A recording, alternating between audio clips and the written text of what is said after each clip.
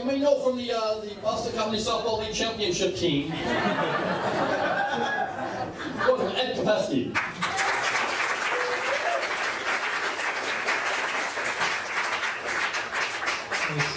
Thank you, everyone. Thanks a lot.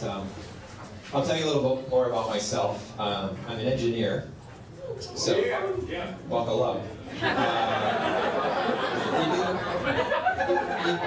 You get a different response when you tell people you're an engineer, you know, because if you're a doctor, people are like, oh, a doctor, where'd you go to med school? Or if you're a lawyer, people are like, oh, where'd you go to law school? Let's come back. But, you know, if you're an engineer, people are like, oh, an engineer. I'm gonna go talk to somebody else. They skedaddle. I went to MIT, so yeah, my social skills are somewhere between Rain Man's and the Unabomber.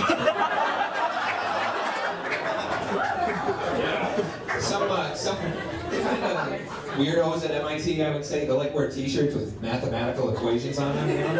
Like E equals MC squared, or the sum of my girlfriends equals 0.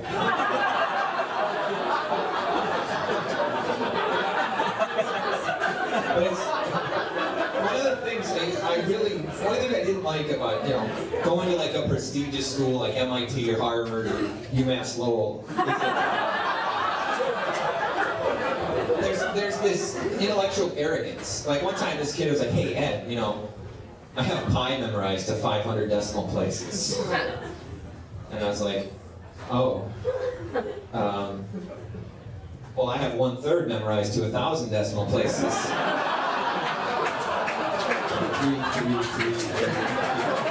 Keep doing it. My calculator goes to 12.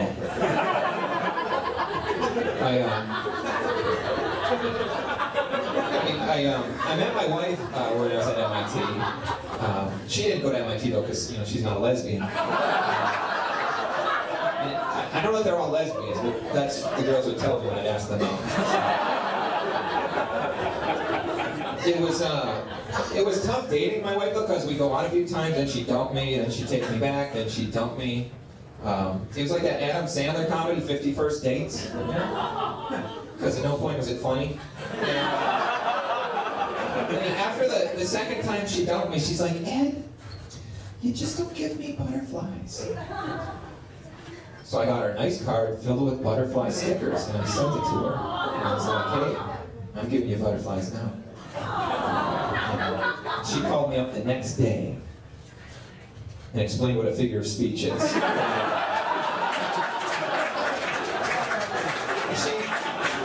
She gave me that line, I love you, I'm just not in love with you. Except she didn't say I love you.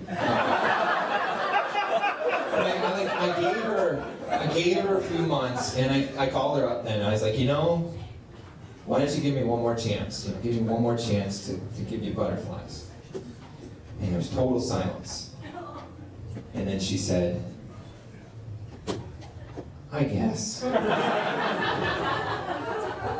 Doesn't that just melt your heart? Because I knew I had her at that point. When she said, I guess, she'd given up all hope of finding love on. And with butterflies. That's what guys need to learn, you know? You can't make a girl love you, but you can hang around until she stops believing in love.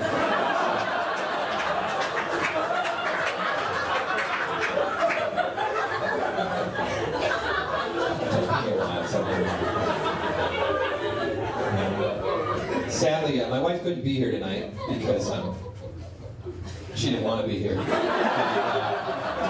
Actually, my wife just had a baby. And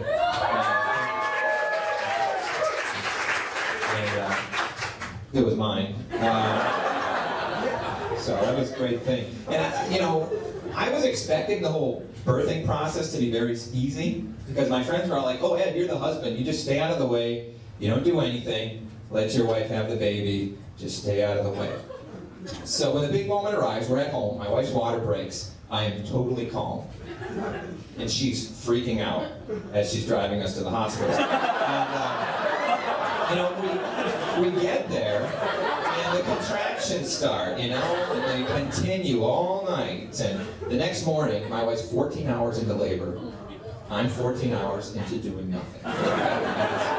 Going great. And that's when the nurse says, "Mom, time to push that baby out. Dad, come down here and help me." I was like, "Oh no, no. I'm the husband, I don't do anything." And then my wife said, "Get down there." So I got down there and started to help.